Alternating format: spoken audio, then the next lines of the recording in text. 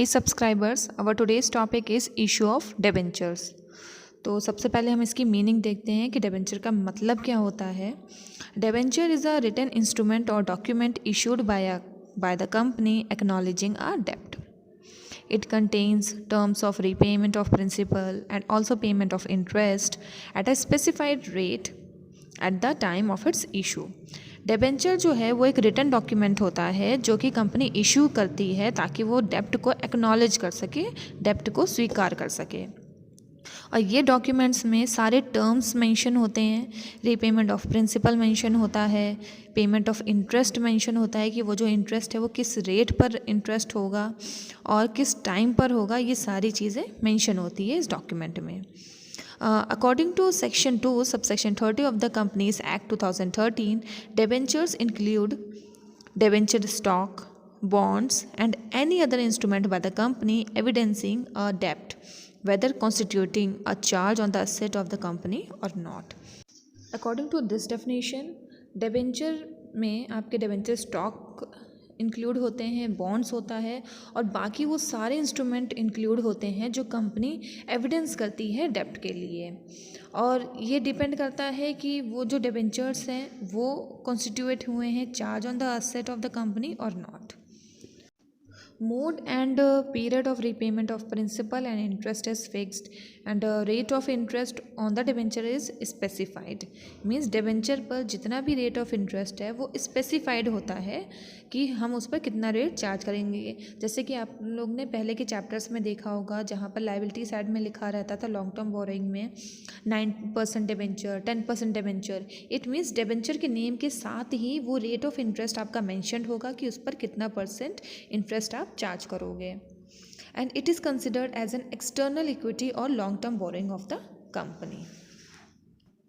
Means जो आपका debenture है वो आप एक्सटर्नल इक्विटी कंसिडर करोगे या फिर long term borrowings of the company.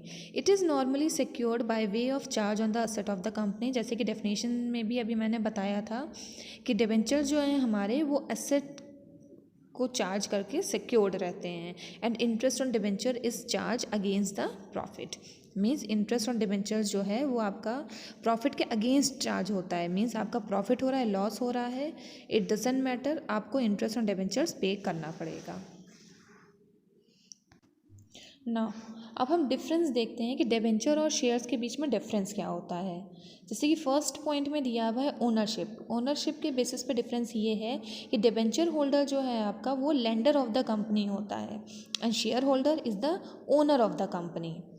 And return second point दिया है। सेकेंड पॉइंट का मतलब ये है कि debentures holder get interest at a stated rate whether the company earns profit और नॉट। जैसे कि अभी मैंने पहले भी एक्सप्लेन करा था कि डिबेंचर के केस में कंपनी को प्रॉफिट हो रहा है या लॉस हो रहा है, इट डजेंट मैटर, उसमें आपको इंटरेस्ट देना पड़ेगा। बट शेयर्स के केस में ऐसा नहीं, a shareholders get dividend on investment. Third point है repayment. Debentures are issued for a specified period, hence the amount of debenture is repaid on the due date. Means debentures जो है आपका एक specified period के लिए होता है और जैसे ही उसकी ड्यू डेट आती है आपको अमाउंट ऑफ डिबेंचर रीपेड करना पड़ेगा। But the amount of share is not repaid during the life time of the company. Means amount जो शेयर का अमाउंट होता है वो आपको रीपेड करने की ज़रूरत नहीं है क्योंकि अमाउंट ऑफ शेयर जो है वो पूरे life time of the company के लिए होता है। सिर्फ प्रेफरेंस शेयर को छोड़कर, अगर प्रेफरेंस शेयर है आपका तो preference share have a specified life and are redeem on due date. Now fourth point is issue at discount. Debentures जो हैं वो डिस्काउंट पर इशू हो सकते हैं बट शेयर्स जो हैं डिस्काउंट पर इशू नहीं हो सकते except sweat equity shares. Now fifth point is security. Debentures may और may not be secured by a charge on the asset but shares are not secured. It means जो debentures हैं आपके वो asset पर secured रह सकते हैं but shares जो हैं वो नहीं सिक्योर्ड रहते हैं। एंड कन्वर्टिबिलिटी सिक्स पॉइंट है कि डिबेंचर्स जो है शेयर में कन्वर्ट हो सकते हैं बट शेयर्स कभी भी किसी भी काइंड ऑफ सिक्योरिटी में कन्वर्ट नहीं हो सकते हैं। And seventh point is debenture holder do not have voting right but share holders have voting right in the general meeting. Now eighth point is risk.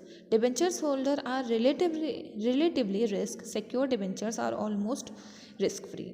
जो डिबेंचर्स हैं वो risk free होते हैं क्योंकि वो सिक्योर्ड होते हैं एसेट्स के बेसिस पे, but share holders are at greater risk, they can even lose the amount of invested in shares. Share holders जो हैं वो सबसे ज़्यादा रिस्क पे होते हैं, इवन उसके केस में ऐसा भी है कि जो उन्होंने अमाउंट इन्वेस्ट कराए कंपनी में वो खो सकते हैं।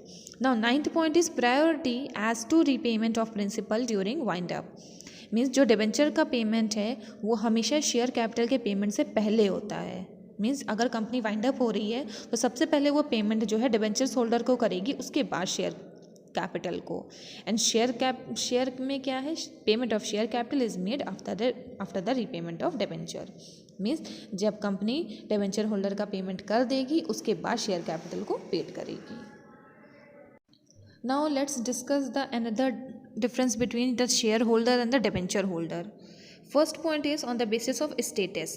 Shareholder is the owner of the company and debenture holder is the lender of the company. ये हमने पहले भी डिफरेंस में डिस्कस करा है अभी। सेकेंड है रिटर्न। शेयर होल्डर को डिविडेंड मिलता है बट डिबेंचर होल्डर को इंटरेस्ट मिलता है whether the company earns profit और नॉट।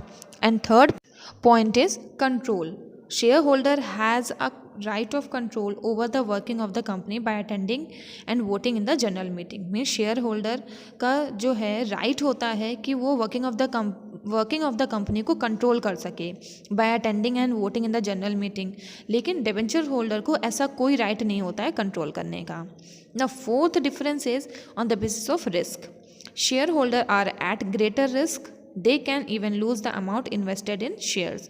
मीन शेयर होल्डर्स जो है सबसे ज़्यादा रिस्क पे होते हैं, इवन वो जो उन्होंने अपना अमाउंट इन्वेस्ट कर रखा है शेयर्स में वो खो सकते हैं। But in case of debenture holder जो होते हैं वो सेफ होते हैं। So that's it, thanks for watching. If you like the video please like share and subscribe.